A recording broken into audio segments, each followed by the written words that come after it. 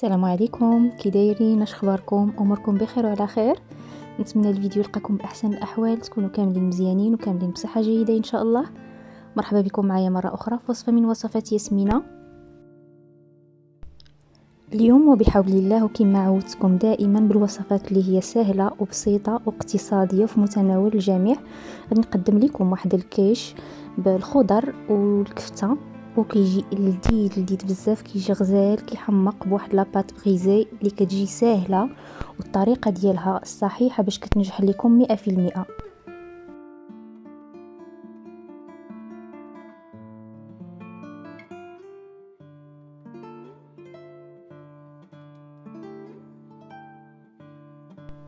اذا اول حاجه غادي نبداو بها بالنسبه لهذا الكيش هذا، غادي نبداو بلاباط بغيزي ديال الكيش ديالنا. بالنسبه لهاد لاباط هذه فانا غادي نحتاج هنا 125 غرام ديال الزبده، تكون بحراره المطبخ، ما تكونش في الثلاجه عفوا. واحد الحبه ديال البيض، واحد القبيصه ديال الملحه، غنحتاج نص معلقه صغيره ديال الفلفل الاحمر، وغادي نحتاج نصف ملعقه صغيره ديال خميره الحلويات البيكين باودر. وبالنسبه للدقيق فغادي نحتاج 300 غرام ديال الدقيق الخاص بالحلويات. هنايا انا غادي نعجن هاد لاباط ديالي في العجانه، واذا لاحظتوا انا ما استعملتش الموس او داك الراس اللي كنعجنوا به العجينه، لانه فقط بغيت نلم ديك العجينه نجمعها، والا كنت بيدي غنجمعها باطراف الاصابع، ما ندلكوهاش وما نكثروا ليهاش العجينه بزاف، نجمعوها باطراف الاصابع الا كان بيدينا. والا كان بالعجانه فنستعملوا هذا الراس هذا اللي كتشاهدوا امامكم.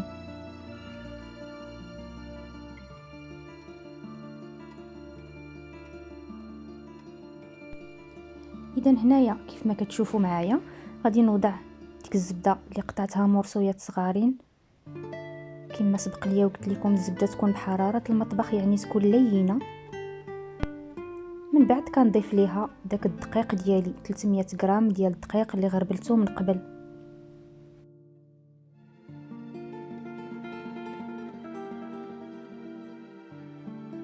هنايا غادي نبدا نخدم العجانه ديالي على واحد السرعه اللي هي متوسطه، على النمره 1 بالضبط، يعني غير باش تندمج ليا ديك الزبده مع الطحين ديالي. من بعد كنضيفوا ديك الحبه ديالنا ديال البيض، وكنضيفوا دوك المكونات الاخرين اللي هما الخميره ديال الحلويات، وديك المعلقه نص معلقه صغيره عفوا ديال التحميره او الفلفل الاحمر، والملحه على حسب الذوق. كما كتلاحظوا معايا هنايا غادي نعاود نخدم الماكينه ديالي على سرعه اللي هي مهيله من مره واحد فقط، وغنحاول نجمع ديك العجينه ديالي. اون فوا نشوف هاد الجمعات كنطفي عليها، ما كنخليهاش لا تدلكها ولا تطول في العجينه ديالها.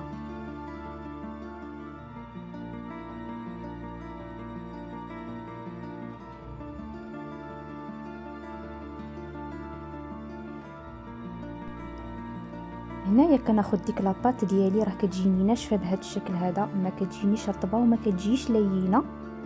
كيف ما كتشوفوا كنحاول نجمعها هكذا بيديا غير باش نشكل بها واحد الكره، وهذه هي الطريقه الصحيحه باش كتنجح لينا لاباط بغيزي وكتجينا هكذا مرمله وكتجي فتيه وبنينه.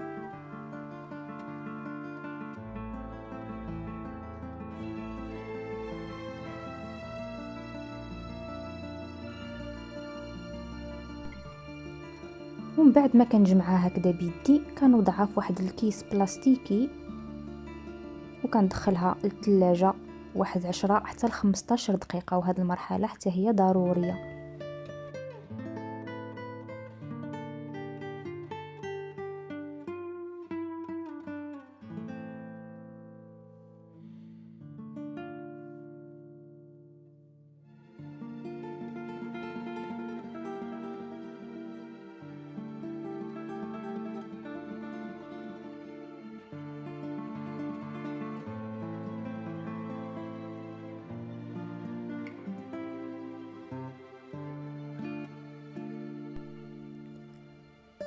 وهنايا بعد ما جبتها من المجمد او من الثلاجه ديك لاباط ديالي كنفرش ليها واحد الورقه هكذا على سطح العمل، وكنعاود نضيف ليها واحد الورقه من الفوق وكنحاول نطلقها على حساب هذا القالب هذا اللي عندي هنايا. يمكن لكم تستعملوا هذا اللي هو دائري عفوا، او لا تستعملوا داك اللي كيكون طويل، يعني اللي متوفر عندكم.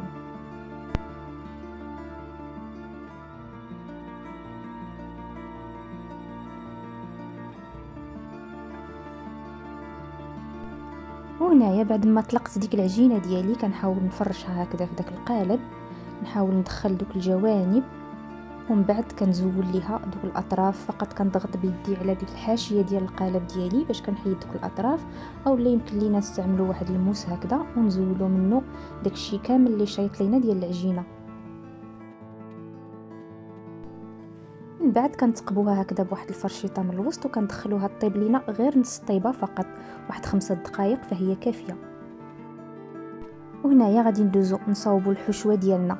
بالنسبه للحشوه فانا غنستعمل هنايا واحد الحبه ديال خيزو محكوكه، شويه ديال الفرomاج محكوك، شويه ديال الكفيته، واحد كورجيطه محكوكه، 2 حبات ديال البيض، واحد البطاطا محكوكه، شويه ديال الملحه، شويه ديال الزعتر للتنسيم، وواحد الكاس ديال الناطا او الكريم فريش ديال الطياب.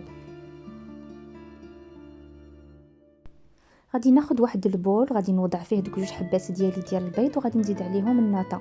الا ما توفرتش عندكم الكريمه او الناطا يمكن لكم تعوضوها بواحد الكاس ديال الحليب.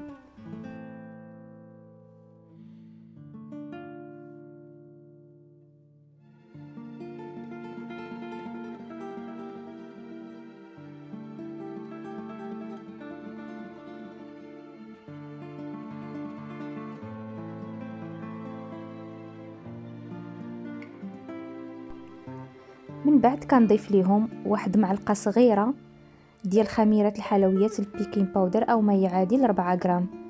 كنحاول نحرك دوك العناصر ديالي كاملين،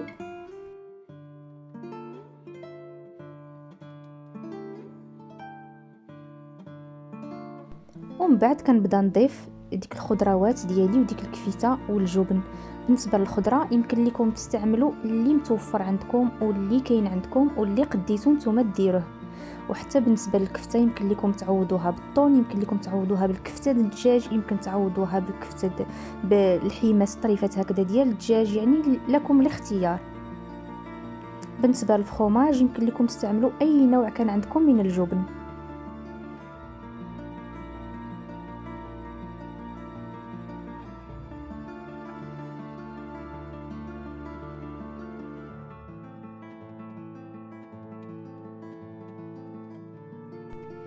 هنايا كناخذ واحد الفورشيت باش كنحاول نمعس شويه ديك الكفيته ديالي باش تحاول عفوا تندمج ليا مع دوك المكونات الاخرين اللي زدت مع ديك الخضيره. كنخلطوا كلشي مزيان، واخر حاجه كيبقى هو داك الجبن اللي كنزيدوه من الفوق، وديك شويش ديال الزعتر هكذاك اللي كنضيفوا ليه فقط باش كينسم لينا داك الكيش ديالنا.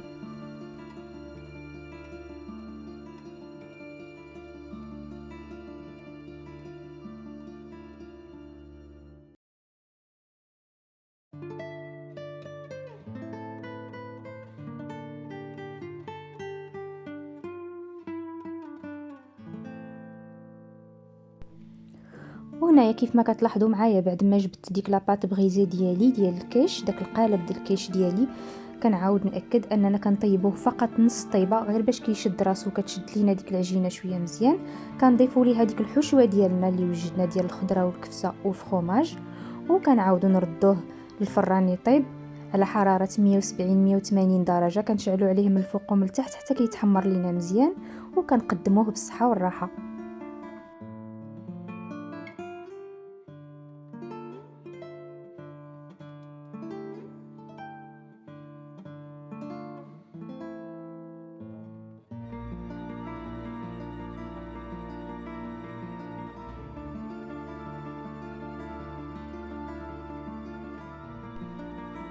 وهنايا كيف ما كتشوفوا معايا الكيش ديالي بعد ما جبته من الفران كيجينا بهذا الشكل هذا.